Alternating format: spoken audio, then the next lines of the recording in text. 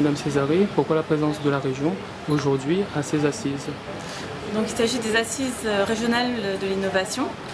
La région est complètement partie prenante de la rédaction de cette stratégie régionale d'innovation, puisque nous faisons partie du comité de pilotage qui inclut le Conseil général, l'État et la collectivité régionale.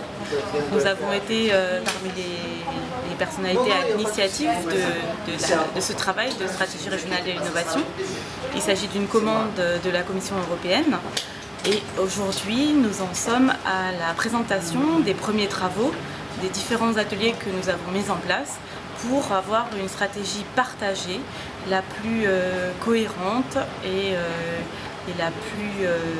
la mieux partagée entre le monde économique, le monde de la recherche, le monde politique, le monde des financeurs et différents socioprofessionnels. Alors de quelle manière ZCEVA diffuse cette information-là à la population réunionnaise? Donc nous avons tenu à avoir une définition très large de l'innovation. L'innovation, c'est soit une nouvelle idée, soit une nouvelle application d'une idée déjà existante, à la fois pour le monde économique, donc pour une valeur ajoutée au niveau économique, mais aussi pour une valeur ajoutée au niveau social, au niveau culturel.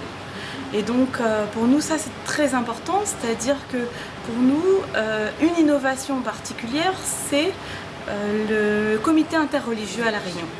Et bien ce comité interreligieux, à titre d'exemple, c'est un outil complètement innovant qui nous permet d'assurer un équilibre dans la société réunionnaise, qui nous permet d'assurer cette paix et cette tolérance envers les différentes religions de la Réunion.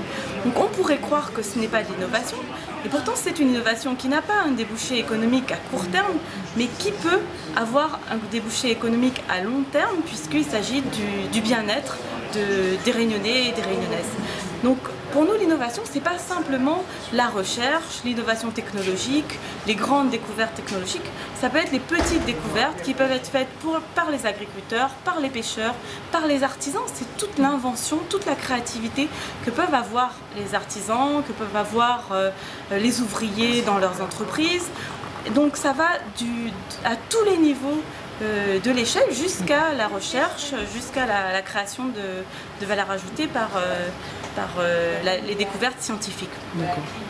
Et pour nous, la Réunion, au croisement des civilisations, la Réunion au croisement des chemins, une île dans la diversité des paysages, dans la diversité biologique, dans un ancrage territorial avec nos voisins, Maurice, Madagascar, les Seychelles, les Comores, Mayotte bien sûr, mais aussi nos grands voisins, l'Afrique du Sud, l'Australie, un peu plus loin l'Inde, la Chine, sont des terreaux extrêmement fertiles, propices à l'innovation. Et notre premier innovateur, le plus connu au monde, eh bien, c'est Edmond Albius, celui qui a découvert la fécondation artificielle de la vanille et qui aujourd'hui est cette fécondation artificielle qui est appliquée aujourd'hui dans le monde entier. Donc on a des innovateurs à La Réunion. Depuis que La Réunion est habitée, les Réunionnais ont innové. C'est vraiment ce message-là qu'il faut qu'on réussisse à faire passer à la population et montrer à chacun d'entre nous qu'on innove au niveau culinaire, au niveau vestimentaire, au niveau du mode de vie. Partout, La Réunion doit trouver son identité propre qui lui permet d'innover.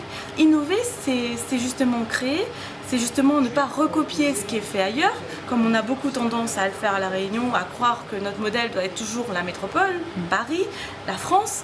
Et bien là, il faut qu'on travaille à une identité propre et qu'on continue et qu'on valorise toutes ces identités propres qui sont cachées, qui ne sont pas assez mises en valeur et pas assez reconnues à La Réunion.